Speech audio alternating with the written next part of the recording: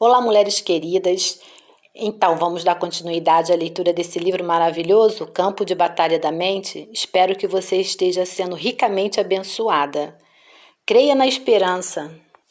Quanto mais positivos eu e você nos tornamos, mais estaremos no fluir de Deus. Deus é certamente positivo e para fluir com Ele nós também devemos ser positivos. Você pode estar até passando por circunstâncias realmente adversas e pode estar pensando: Joyce, se você conhecesse a minha situação, você não esperaria que eu fosse positivo. Eu o encorajo a reler Romanos 4, versículo 18 a 20, onde é relatado que Abraão, depois de ter analisado sua situação, considerou a completa incompetência do seu corpo e a esterilidade do útero envelhecido de Sara. Embora toda a razão humana para a esperança tivesse acabado, ele esperou em fé. Abraão foi muito positivo sobre uma situação muito negativa. Hebreus 6,19 nos diz que a esperança é a âncora da alma. A esperança é a força que nos mantém firmes em um tempo de provação. Jamais pare de ter esperança. Se você fizer isso, você terá uma vida miserável. Se você já está tendo uma vida miserável porque você não tem esperança, comece a ter esperança.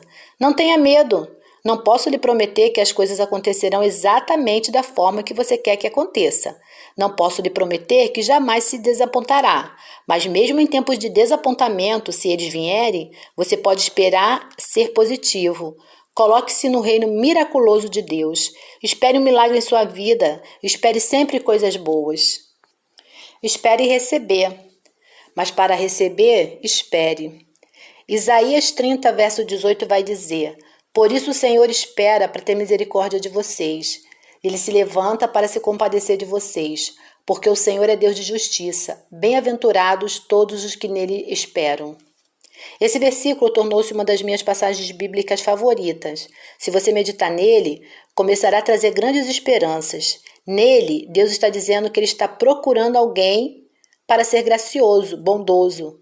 Mas não pode ser alguém mal-humorado, de mente negativa. Deve ser alguém que tem expectativa, procurando e desejando que Deus seja bondoso para com ele. Outra coisa, o que são pressentimentos malignos? Pouco depois que comecei a estudar a palavra de Deus, estava escovando o cabelo uma manhã no banheiro, quando percebi que no ambiente ao meu redor havia uma sensação vaga, ameaçadora. Alguma coisa ruim iria acontecer. Conscientizei-me de que, na verdade, eu tinha tido uma sensação comigo a maior parte do tempo.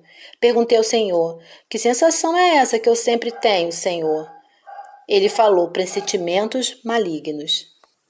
Eu não sabia o que aquilo significava, nem jamais havia ouvido falar a respeito, mas logo depois disso encontrei a frase em Provérbios 15:15 que diz: Todos os dias do aflito são maus, por causa de pensamentos ansiosos e maus pressentimentos.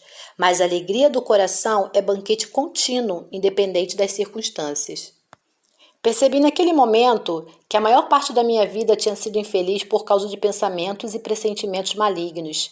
Sim, tive circunstâncias que foram muito difíceis, mas mesmo quando não as tinha, ainda assim estava infeliz, porque os meus pensamentos estavam envenenados, minha perspectiva estava roubando a habilidade de desfrutar a vida e ver bons dias.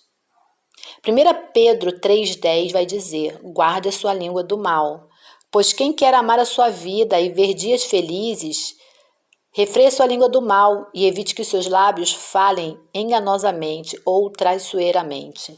Esse verso nos diz claramente que desfrutar a vida e ver dias felizes tem a ver com a mente e a boca positiva, e são situações interligadas.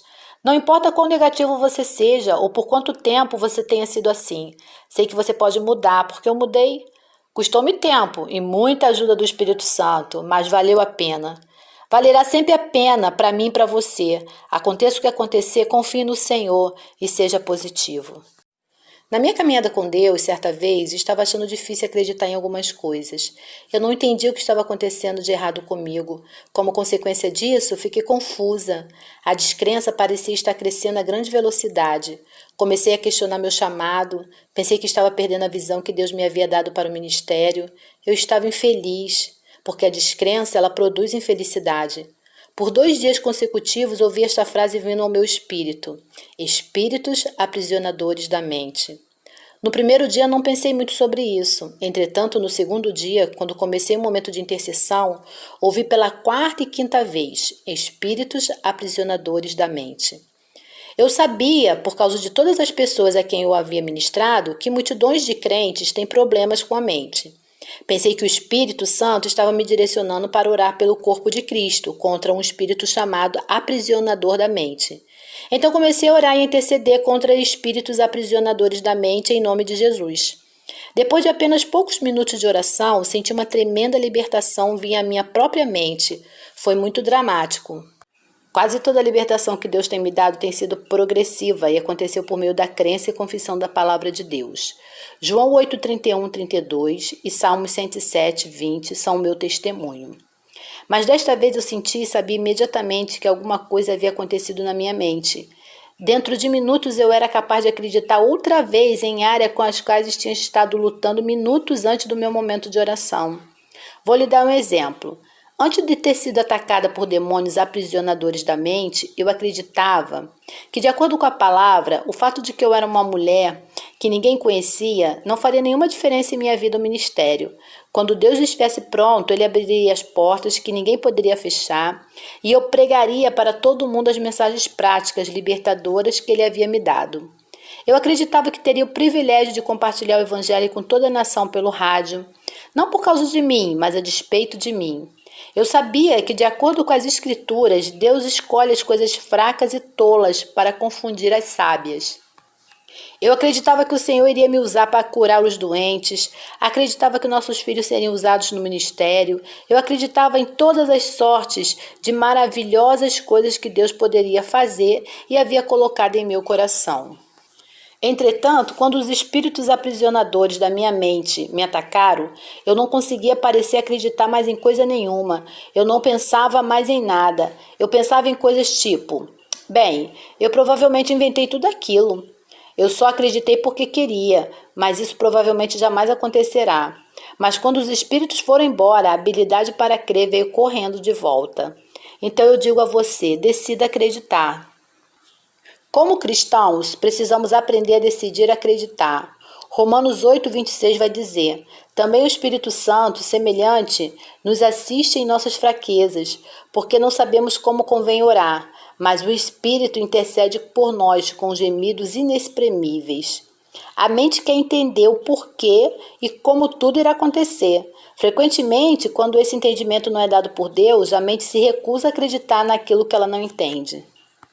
Às vezes acontece de um crente saber alguma coisa em seu homem interior, no seu coração, mas a sua mente luta contra isso. Eu tinha decidido muito antes acreditar na palavra de Deus e acreditar no rema, na palavra revelada que Deus me deu, as coisas com as quais Ele falou ou as promessas que Ele me fez pessoalmente. Mesmo que eu não entendesse nada, o porquê, quando ou como isso acontecer em minha vida, eu decidi acreditar. Mas as coisas com as quais eu estava lutando eram diferentes, estava além da minha decisão. Eu estava amarrada por esses espíritos aprisionadores da mente, simplesmente não conseguia fazer nada para acreditar. Graças a Deus que, por intermédio do Espírito Santo, Ele me mostrou como orar, e o seu poder prevaleceu, muito embora eu não soubesse que estava orando por mim mesma quando comecei. Tenho certeza de que você que está lendo esse livro neste momento foi direcionada para isso. Você também pode estar tendo esse problema nessa área. Se for assim, eu o encorajo a orar no nome de Jesus, pelo poder do seu sangue. Coloque-se contra os espíritos aprisionadores da sua mente. Ore dessa forma, não apenas uma vez, mas todas as vezes que tiver dificuldade nessa área. O diabo jamais esgota seu estoque de dardos inflamados para jogar contra nós quando estamos tentando caminhar em frente. Levante seu escudo da fé e lembre-se de Tiago 1, versículo 2 a 8, que nos ensina que podemos pedir sabedoria a Deus nas provações, e Ele nos dará e nos mostrará o que fazer. Eu tinha um problema, um dardo inflamado que não tinha encontrado antes, mas Deus me mostrou como orar e fui liberta. Você também será. Bem, minhas irmãs, terminamos a nossa leitura de hoje. No próximo capítulo estaremos falando sobre pense o que você está pensando. Uma leitura bem interessante, que você gere expectativa em seu coração e jamais desista, porque pouco a pouco você vai mudar. Quanto mais a sua mente muda, mais a sua vida muda. Até a próxima leitura.